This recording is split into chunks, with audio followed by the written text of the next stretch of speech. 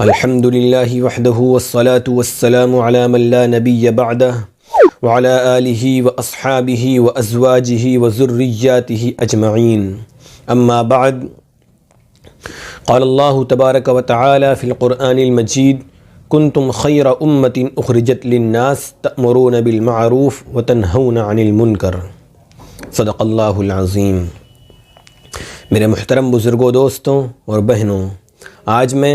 دعوت و تبلیغ کے متعلق چند باتیں پیش کرنا چاہتا ہوں۔ امید ہے کہ اس کی کچھ اہمیت ہماری سمجھ میں آئے گی اور ہم اس پر عمل کی کوشش کریں گے۔ دوستوں، آج کے اس مشینری دور اور نازک حالات میں جب ہر طرف مادیت کا جادو اپنی کرشمہ سازی کر رہا ہے، چڑھتے سورج کی پوجا ہو رہی ہے، ہر شخص سائنسی ایجادات کا متوالا دکھائی دیتا ہے، اخلاق و روحانیت نام کی کوئی چیز باقی نہیں رہ گئی ہے، تو اس دور میں دعوت و تبلیغ کی اہمیت اسی قدر بڑھ چکی ہے۔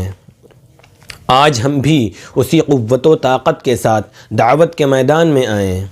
اور قرآن و حدیث کی تعلیمات سے ان طاغوتی قوتوں کو روشناس کرائیں، واقف کرائیں اور انہیں بتائیں کہ یہ دنیاوی چمک، یہ مادیت کا جادو، یہ مال و دولت کی حرص، یہ مقام و منصب، یہ قیادت و سیادت، یہ آسمانی تخیلات، یہ بلند بانگ نعرے، ان سب کی کوئی حقیقت نہیں۔ ایک دن جب موت کی پرزور آندھی تمہارے اس گوشت پوست والے جسم سے ٹکرائے گی تو تمہارے یہ سب سپنے بکھر جائیں گے، تمہاری یہ سب آرزویں دل کی دل میں رہ جائیں گی اور تمہیں مٹی کے نیچے جانا پڑے گا۔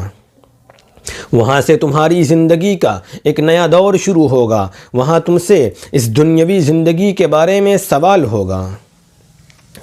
دوستوں، قرآن پاک میں بے شمار آیات ہیں جن میں اس دعوت کی ترغیب و فضیلت آئی ہے، بے شمار احادیث ہیں جن میں اس نازک موضوع پر کلام کیا گیا ہے۔ انبیاء علیہم السلام کی زندگی کا ایک ایک لمحہ اسی کا شاہد ہے۔ آپ کو یہی پیغام دعوت دے کر مبعوث فرمایا گیا، اس امت کو بھی امت دعوت اور خیر امت کے لقب سے نوازا گیا، اور خاص طور پر علماء امت اس کے براہ راست مخاطب ہیں۔ ان کی دوہری ذمہ داری ہے کہ وہ اپنے اندر داعیانہ صفات پیدا کر کے دنیا کو اس بحران سے بچائیں جو ان کے سر سے گزر رہا ہے، اور خود کو نئے نئے حالات سے نمٹنے کے لیے تیار کریں، اور جس قسم کے حالات ہوں اسی قسم کی تیاری کریں۔ اگر انسان ترقی کرتے کرتے چاند پر پہنچ گیا ہے تو خود بھی دعوت کا پیغام لے کر چاند پر پہنچ جائیں، اپنے مبلغین کو تمام فتنوں سے باخبر کر کے ان فتنہ سامانیوں کا اسی طرح سدباب کریں اور انہیں ایمان و اخلاق کی صفات سے آشنا کریں۔ اگر آج ہم اس دعوت کو لے کر کھڑے نہ ہوئے تو ڈر ہے کہ کل قیامت کے میدان میں ہمارا محاسبہ نہ ہو جائے اور ہمیں وہاں پریشانی کا سامنا کرنا پڑے۔ یہ ایک حقیقت ہے، جب کوئی شخص یہ دعوت کا پیغام لے کر کھڑا ہوتا ہے تو اس کی راہ میں، تو اس کے راستے میں طرح طرح کی مشکلات اور دشواریاں آتی ہیں، ہر طرح کے لوگوں سے اسے واسطہ پڑتا ہے، لیکن اس راہ میں، اس راستے میں تحمل، صبر و استقامت اصل چیز ہے۔ دیکھیے انبیاء علیہم السلام کو کتنا ستایا گیا، کس طرح انہیں گالیوں سے نوازا گیا۔ پوری تاریخ اس قسم کے واقعات سے بھری پڑی ہے۔ نوح علیہ السلام نے 950 برس دعوت دی، لوگوں نے اور آپ کی امت نے آپ کو کیا کیا نہ کہا۔ حیرت ہوتی ہے، ایک دن نہیں، 2 دن نہیں، ہفتے 2 ہفتے نہیں، بلکہ پورے 950 برس تبلیغ کرتے رہے۔ اور آج ہمارا حال یہ ہے کہ ہم کسی انسان کو، کسی آدمی کو 2-4 مرتبہ تبلیغ و تذکیر کر کے سمجھا بجھا کر پریشان ہو جاتے ہیں، مایوس ہو جاتے ہیں اور اس سے بددل ہو جاتے ہیں۔ یاد رکھیے،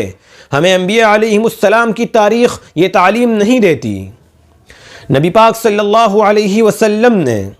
جب علی الاعلان اسلام کی دعوت دی اور اپنی ساری ہمت و عزیمت کو سمیٹ کر صفا کی چوٹیوں سے عرب کے خاص اسلوب کے مطابق پکارا، اے بنو عبد المطلب، اے بنو عبد مناف، اے بنو تمیم، اے بنو زہرہ، اے بنو اسد، اے بنو تمیم، میں کہتا ہوں کہ خدا پر ایمان لے آؤ، قولوا لا الہ الا اللہ تفلحوا، کہہ لو ورنہ تمہاری بربادی اور تباہی ہے۔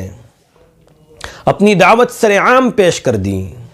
لیکن جل بھن کر آپ صلی اللہ علیہ وسلم کے چچا ابو لہب ہی نے کہا، تبا لک لہذا جمعتنا، غارت ہو جاؤ، کیا اس لیے ہمیں اکٹھا کیا گیا تھا؟ نعوذ باللہ من ذالک۔ ذرا اندازہ کیجئے کیسے تیر چلے ہوں گے اس در یتیم عبداللہ کے لخت جگر اور آمنہ کے جگر پارے پر، اور کیسا صدمہ ہوا ہوگا اس کالی کملی والے کے دل پر، لیکن آپ مایوس اور بددل نہیں ہوئے۔ دعوت عام کا دوسرا قدم اٹھایا، عبد المطلب کے تمام خاندانوں کو جمع کر کے کھانے پر بلوایا اور مختصر تقریر میں اپنی دعوت پیش کر دی اور فرمایا کہ یہ پیغام دین و دنیا دونوں کا کفیل و ضامن ہے۔ اس پر مجلس میں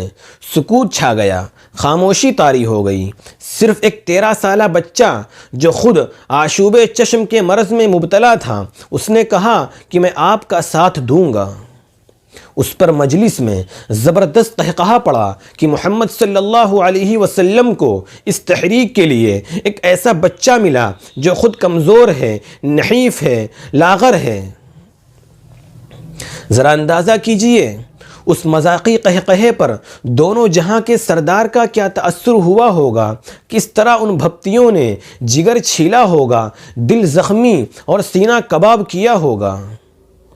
لیکن اللہ کا راج دلارا یہ قہقہے، یہ طعن و تشنی، یہ بھپتیاں خوشی بخوشی برداشت کرتا ہے، اس لیے کہ وہ سمجھ رہا تھا کہ یہ دعوت کا پیغام اس سے زیادہ قربانی کا طالب ہے۔ آپ صلی اللہ علیہ وسلم نے ایسے ہی جوش و ولولے اور عزم و ہمت کے ساتھ اس تشدد کے جوبن میں، مخالفتوں کے طوفان میں، ہنگامے شور و شغب میں، مشتعل جذبات میں اور جھوٹے پروپیگنڈوں میں اور مکے کی خوشام تلواروں کے سائے میں اس دعوت کو روشناس کرا دیا اور اسے لے کر آگے بڑھتے رہے۔ جب مکے کی زمین بنجر دیکھی تو 1 ماہ کی تگ و دو کے بعد قبیلے ثقیف کے پاس طائف پہنچے۔ وہاں کے سرداروں اور عام لوگوں نے زہر میں بجھے ہوئے تیر محسن انسانیت صلی اللہ علیہ وسلم کے سینے میں پیوست کیے۔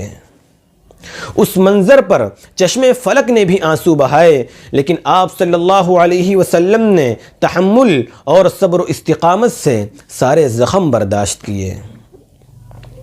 دوستوں، میں واقعے کی تفصیلات میں نہیں جانا چاہتا، واقعات آپ سب کو معلوم ہیں۔ صرف اتنا عرض کرنا چاہتا ہوں کہ یہ طریقہ جس کی خاطر انبیاء علیہم السلام نے تکالیف برداشت کیں اور سب سے آخر میں اس دین کی خاطر دونوں جہاں کے سردار آپ صلی اللہ علیہ وسلم نے گالیاں کھائیں، ظلم و ستم سہے، اونٹ کی اوجھڑی آپ کی پیٹھ پر ڈالی گئی، راستے میں کانٹے بچھائے گئے، طائف کے میدان میں تاک تاک کر ٹخنوں پر پتھر مارے گئے، احد کے میدان میں دانت شہید کیے گئے، چہرے اقدس میں خود کی کڑیاں گھس گئیں، خندق میں پیٹ پر 2 پتھر باندھے فاقے کیے، اور صحابہ اکرام نے ایثار و قربانی کا عجیب مظاہرہ پیش کیا،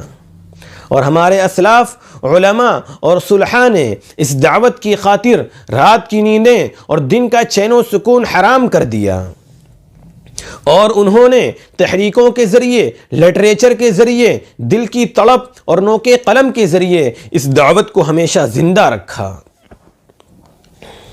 دوستوں، آج وہ دین اجڑ رہا ہے، اس کا جنازہ نکل رہا ہے، گمراہی عام ہے، طغیانی اور سرکشی کا دور دورہ ہے، خالق و مخلوق، آقا اور غلام، حاکم و محکوم کے درمیان رشتہ کمزور ہوتا جا رہا ہے، ایمان پر ڈاکہ زنی ہو رہی ہے، قسم قسم کے فتنے جنم لے رہے ہیں، فرائض پامال ہو رہے ہیں، واجبات اور سنتوں کی توہین ہو رہی ہے، اور ہمارے گھروں میں دین کے دشمنوں کی بے محابہ پوجا ہو رہی ہے۔ ہمارے ماں باپ، ہمارے قریبی رشتہ دار، ہمارے پڑوسی، ہمارے بھائی بہن ہمارے گھر میں دین کا مذاق اڑا رہے ہیں۔ ہمارے اس گھر میں جس میں صبح قرآن پاک کی تلاوت کی آوازیں آنی چاہیے تھیں، آج ریڈیو، ٹیلی ویژن کی آوازیں آتی ہیں۔ اگر اب بھی ہم بیدار نہ ہوئے، اپنے ماتحتوں کی اور پوری امت مسلمہ کی فکر نہ کی، تو دوستو ہم کیسے کالی کملی والے کو منہ دکھا سکیں گے؟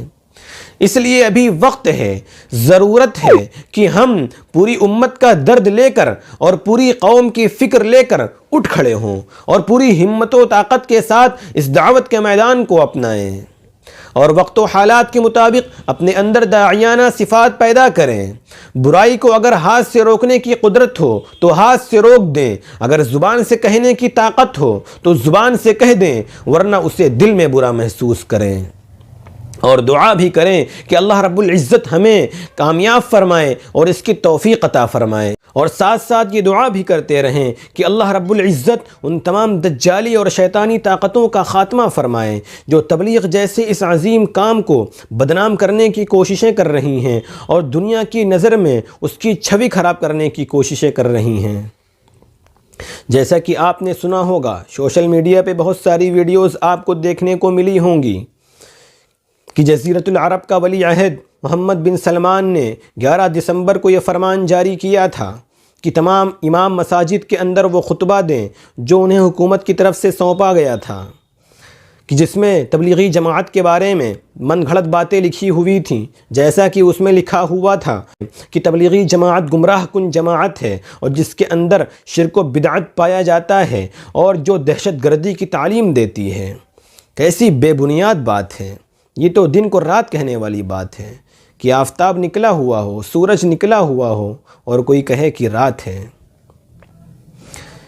جبکہ سب جانتے ہیں یہ بات روز روشن کی طرح آیا ہے کہ تبلیغی جماعت محض مذہبی جماعت ہے۔ تبلیغی وہ لوگ ہوتے ہیں جو اپنا جان و مال قربان سب کچھ اللہ کے دین کے لیے کرتے ہیں اور جو محض کسی نام و نمود کے لیے نہیں، صرف اللہ کی رضا کے لیے کام کرتے ہیں، اور جو ایک نام کے مسلمان کو پکا سچا مسلمان بناتے ہیں اور جو ایک بے نمازی کو نمازی بناتے ہیں، جو مسجد سے ہٹے ہوئے انسان کو، مسجد سے دور ہوئے مسلمان کو مسجد سے جوڑتے ہیں، اللہ کے ماحول میں لاتے ہیں، دین کے ماحول میں لاتے ہیں، اور آج ان پر ایسے الزام لگائے جا رہے ہیں۔ اور یہ وہ لوگ ہیں جنہوں نے نبی کریم صلی اللہ علیہ وسلم اور صحابہ کرام کے آثار قدیمہ کو بدعت کے نام پر ختم کر دیا تھا، اور آج بے حیا ایکٹر کے ہاتھوں کا عکس لے کر رکھ رہے ہیں جس کو وہ وہاں پر محفوظ طریقے سے رکھیں گے۔